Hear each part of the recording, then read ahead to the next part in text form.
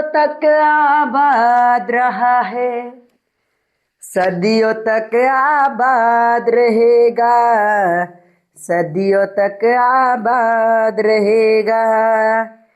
भारत जिंदाबाद रहा है, भारत जिंदाबाद रहेगा, भारत जिंदाबाद रहेगा।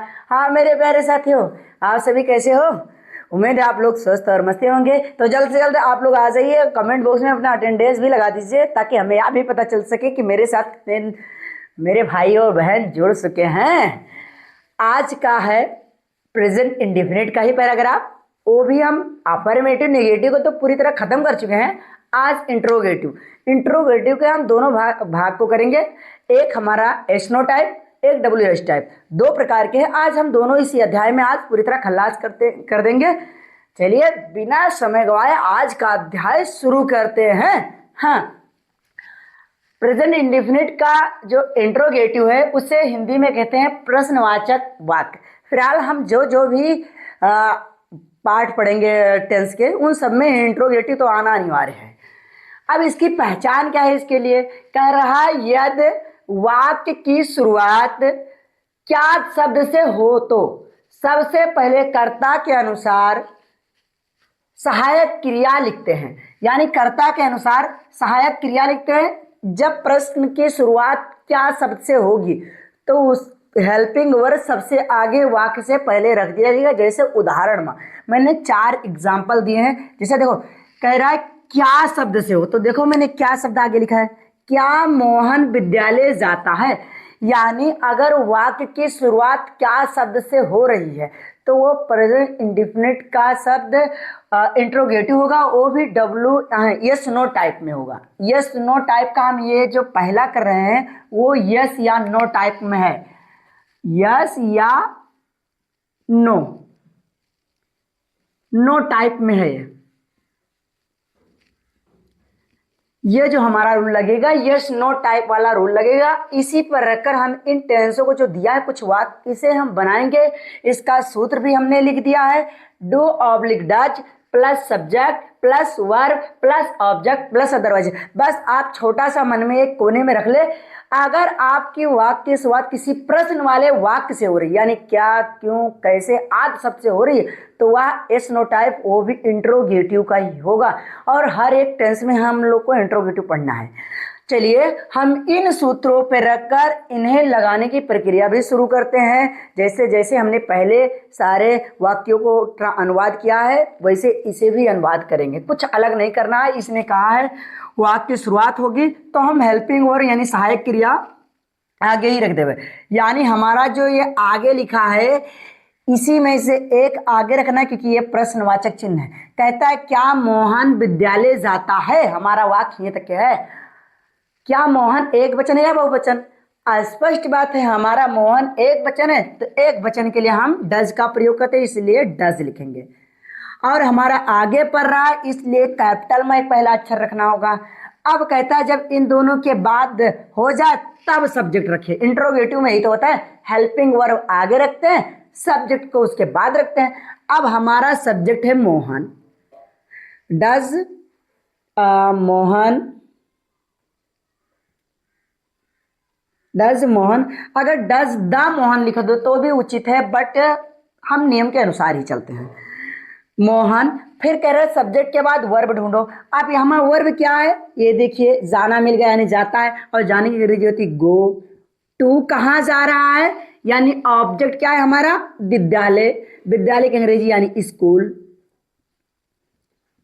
ये देखिए आप लोग देखते रहे कितने आसान भाषा से हमने पहले ट्रांसलेट को कंप्लीट कर लिया और अनुवाद भी कर लिया हूबहू पहले की भांति। बस खाली का हेल्पिंग वर्ब आगे रखना है जब प्रश्नवाचक कोई शब्द आगे आ जाए, बस बाकी सब कुछ पहले ही जैसा रहेगा, कुछ अलग रहेगा ही नहीं। चलिए अब हम दूसरा भी करते हैं। फिर देखिए प्रश्नवाचक चिन्ह आगे ही है, यानी क्या शब्द है तो हेल्पिंग वर्ब को फिर आगे ही रखेंगे। कहता है बहुवचन, पहले हमें पता कर लेते हैं कि ये बहुवचन में कि एक वचन।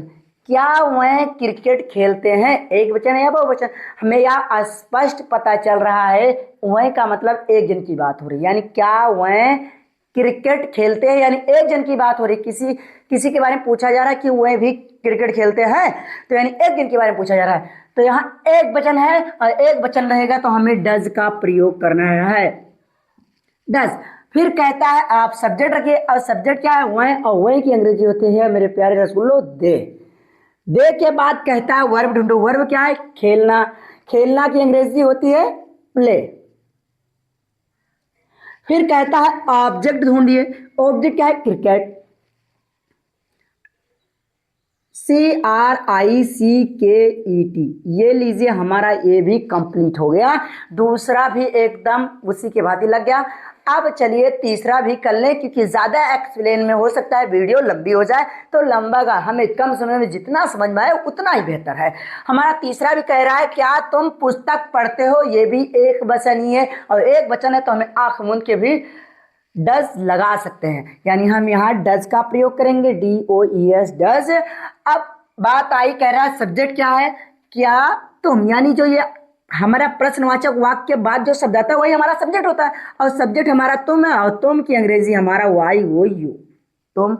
अब हमारा आया सब्जेक्ट के बाद, कह रहा है वर्ब ढूंढिए। वर्ब कहाँ है, पढ़ना, और पढ़ना की अंग्रेजी होती है रीड, READ, रीड।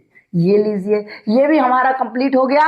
अब कहता है ऑब्जेक्ट ढूंढिए। ऑब्जेक्ट क्या है हमारा, पुस्तक, यानी बुक्स,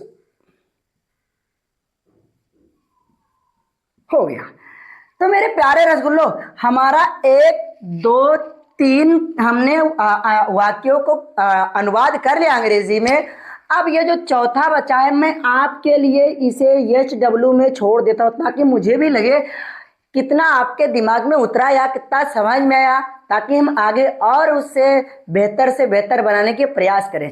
तो HW में दे रहा हूं, हर एक बच्चा कमेंट बॉक्स में अपना अनुमान लगा कर इस टेंस का अनुवाद करके, ट्रांसलेट करके कमेंट बॉक्स में दीजिएगा। हम अगली बार आपका नाम अवश्य लेंगे। पहले भी वीडियो में जिन बच्चों ने कमेंट में सबसे पहले उत्तर दिया, उन बच्चे का नाम अभी कंप्लीट होने के बाद हम उस बच्चे का नाम भी बता रहे हैं, जिस बच्चे ने ये वीडियो में दिया गया होमवर्क को कमेंट में बॉक्स में दिया, उसका आंसर भी सही है। तो जल्दी से आप इसे कमेंट बॉक्स से अपना अपना आंसर दीजिए। हम चलिए यस या नो टाइप, यानी हमारा ये कंप्लीट हो गया। अब हम WH टाइप करते हैं। WH टाइप यानी हमारा व्हाई वाला टाइप, ये वाला। अब बारी आई, तो जल्दी से मैं हट रहा हूं। इसका स्क्रीनशॉट लेना चाहते तो आप स्क्रीनशॉट ले लीजिए, या फिर आप कॉपी में पहले से ही उतार रहे हैं तो और बेहतर की बात है। हम दूसरा हिस्से की ओर बढ़ते हैं, जो दूसरा नियम है इसकी ओर। हाँ मेरे साथियों, आप लोगों ने यस नो टाइप वाला अफर्मेटिव का जो मतलब इंट्रोगेटिव का जो था यस नो टाइप वाला समझ ही लिए होंगे। अब हमारी बारी आई WH टाइप की, जिसे हम एकदम उसी भांति करेंगे जिसको हमने यस नो टाइप वाला किए हैं, उसी के भांति। तो चलिए इसे भी शुरू करते, पहले इसका अनुवाद पढ़ लेते हैं, जिसके अनुसार हमें चल के इस सूत्र पर इस वाक्यों को बनाना है, जो हमारा 4 वाक्य इसमें दिए गए हैं। हाँ, पहले कह रहा है यदि प्रश्नवाचक शब्द बीच में आए, जैसे देखो ये रहा क्यों, ये जो क्यों शब्द आया ना, ये प्रश्नवाचक वाक्य है। जैसे क्यों, कैसे, कब, कितने, ये सारे वर्ड आर्ट जो होते हैं ये प्रश्नवाचक वाक्य होते हैं। और ये वाक्य जब बीच में आए तब कहता है सबसे पहले कर्ता के अनुसार सहायक क्रिया से पहले उसकी अंग्रेजी लिखते हैं। इसका तात्पर्य है जो ये बीच में प्रश्नवाचक शब्द आते हैं तो इनकी अंग्रेजी हमें सबसे आगे लिख देनी, जिसे क्वेश्चन वर्ड द्वारा दर्शाया गया। फिर उसके बाद इसी सूत्र पर रखकर सारी प्रक्रिया पहले जैसे किया जाता था उसी के अनुसार फिर से किया जाएगा। जैसे हमारा कह रहा है क्वेश्चन वर्ड आप वाक्य में ढूंढो, तो क्वेश्चन वर्ड हमारा क्यों, और क्यों की अंग्रेजी होती है व्हाई। ये लीजिए हमारा ये हो गया। फिर के बाद कहता है एक वचन है कि बहुवचन, उसके अनुसार हेल्पिंग वर्ब भी रख दीजिए। तो हमारा हम जो है बहुवचन है, और बहुवचन को हमें डू रखना है। हाँ, फिर उसके बाद कहता है वर्ब क्या है, वर्ब यानी इसमें हम खाना, क्यों, यहाँ खाना खाते जो शब्द है यही हमारा क्रिया है, यानी EAT इट। फिर उसके बाद कहता है हमारा ऑब्जेक्ट बताइए। ऑब्जेक्ट हमारा खाना है, यानी ईट द फूड। ये रहा हमारा बनके तैयार हो गया। और पहला वाक्य भी पूरी तरह कंप्लीट होगा। जैसे हमने पहले को किया इसी के भांति हम बाकी वाले वाक्यों को भी करेंगे। और जो ये अदरवाइज है इसमें है नहीं तो अदरवाइज कोई लगा नहीं, हमने प्रश्नवाचक चिन्ह लगा दिया। अब दूसरा वाक्य भी देख लेते हैं कैसे करना है। कहता मैं बाजार कब जाता हूं। देखिए मैं शब्द आ गया, इससे हमें पहले ही पता चल चुका है कि मैं जो है वह बहुवचन है और बहुवचन है तो हमें डू का ही प्रयोग करना है फिर से। तो पहले हमें प्रश्नवाचक वाक्य ढूंढ लेते हैं। प्रश्नवाचक शब्द हमारा कब है और कब की अंग्रेजी होती है व्हेन। व्हेन मीन्स कब या जब। फिर उसके बाद हमारा इस होने के बाद कह रहा है क्वेश्चन वर्ड लिख गया, के बाद इन दोनों में से लिखना है। तो मैं जो है वो हमारा बहुवचन है तो इसे हमें डू को रखना है। फिर जब ये हो जाए फिर उसके बाद हमारा कह रहा है वर्ब क्या है यानी क्रिया क्या है, तो हमें जाना है। जाना की अंग्रेजी होती है गो। फिर उसके बाद हमारा ऑब्जेक्ट यानी बाजार, गो टू द मार्केट। बाजार की अंग्रेजी होती है मार्केट, MARKET। ये लीजिए हमारा फिर क्वेश्चन मार्क लगा दीजिए। हमारा दूसरा वाक्य का भी अनुवाद हो गया एकदम कंप्लीटली यानी पूरी तरह से। आप लोगों को कैसा लग रहा है आप लोग अपना प्यार भरा कमेंट बॉक्स में छोड़ के ही जाइएगा। हाँ, अब हम तीसरे वाक्य की ओर बढ़े, उसी की भांति करना है। बस आप संयम रखकर वीडियो के साथ कुछ वक्त गुजारे, आपके दिमाग तक बैठाना मेरी जिम्मेदारी है। कहता है तुम किताब कैसे लिखते हो। हमारा वाक्य आया है तुम किताब कैसे लिखते हो, तो हमारा पहले सबसे पहला है कि हमें प्रश्नवाचक वाक्य को ढूंढना है। तो हमारा कैसे, और ये कैसे शब्द ही हमारा प्रश्नवाचक वाक्य। तो इस सूत्र के अनुसार क्वेश्चन यानी इसकी अंग्रेजी पहले लिख देनी है। यानी कैसे की अंग्रेजी होती है हाउ। हाउ मतलब कैसे। फिर के बाद में ये क्वेश्चन वर्ड यहाँ लिख गया। अब कहता है एक वचन या बहुवचन उसके अनुसार, तो तुम यहाँ फिर बहुवचन है तो हमें डू ही रखना है। ये लीजिए हमने डू रख दिया। फिर कहता है वर्ब यानी तुम किताब कैसे, ये रहा लिखना ही एक प्रकार की क्रिया है और लिखने की अंग्रेजी होती है WRITE राइट। ये हो गया।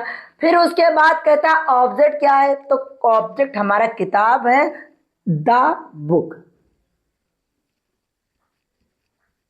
फिर उसके बाद प्रश्नवाचक चिन्ह लगा दीजिए। हमारा तीसरा भी कंप्लीट हो गया। तो मेरे प्यारे रसगुल्लो आप लोगों को आज का अध्याय कैसे लगा, इसका मेहनत आप ये वाला प्रश्न भी SW में दे रहा हूं। जैसे हमने पहले वाले यस नो टाइप वाले में से एक वाक्य आप लोग के लिए छोड़ दिया था, वैसे ही इसमें भी एक ठो छोड़ रहा हूं SW में। दोनों का दोनों कमेंट बॉक्स में आंसर दीजिएगा।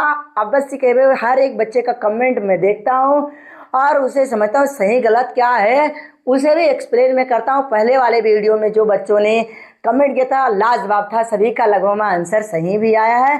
कितने बच्चों का नाम एक्सप्लेन में लूँ तो हो सकता है सभी कम पड़ जाए, बाकी बहुत खूब ऐसे मेहनत लगन लगे रहिए और अपने मनोबल को कम न और बढ़ाते जाइए। अब अवश्य बात है भविष्य में आपके साथ आज भी खड़ा हूँ, कल भी खड़ा रहूंगा। आज के लिए बस इतना ही। फिर एक नए अध्याय में आप सभी से मुलाकात करेंगे। तब तक के लिए जय हिंद, जय भारत।